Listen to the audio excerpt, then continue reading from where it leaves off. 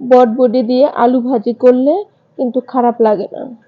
আমাদের ঘরে কিন্তু শুধু বটবডি ভাজি করলে কেউ তেমনটা খেতে চায় না। একটু বটবডির মধ্যে যদি আলু দেই তাহলে বেশ সবাই একটু একটু করে খেয়ে প্রায় শেষ হয়ে যায়।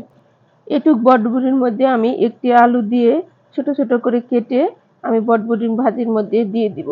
আর এই বটবডি ভাজিটি একটু ভিন্নভাবে করলে মানে স্বাদের দিক থেকে অনেকটাই আলাদা হয়। আমি কড়াইয়ে একটু তেল দিয়ে একটু শুকনো মরিচ, একটি তেজপাতা আর কাঁচা পেঁয়াজ, একটু জিরা আর পাঁচফোড়ন আর কালো জিরা পরিমাণে একটু বেশি দিয়েছি।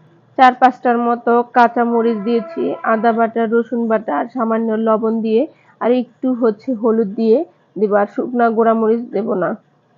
এটা নেড়ে চেড়ে আমি এখন ভাজিটা দিয়ে দিব।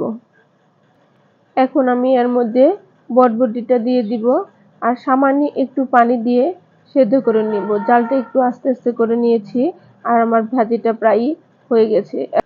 আর এখানে আমি আলুগুলো একটু একটু করে ভেঙে দিব, তাহলে ভাজিটা একটু আঠালো ভাব হবে এবং কি সবজির মতো একটু ভাব চলে আসবে এবং কি ভাজির মতো স্বাদ আসবে, সবজির মতো একটু স্বাদে চলে আসবে। ভাজিটা দেখতে কেমন হয়েছে, যেমন দেখতেও সুন্দর হয়েছে, খেতেও কিন্তু অনেক মজা হয়েছে।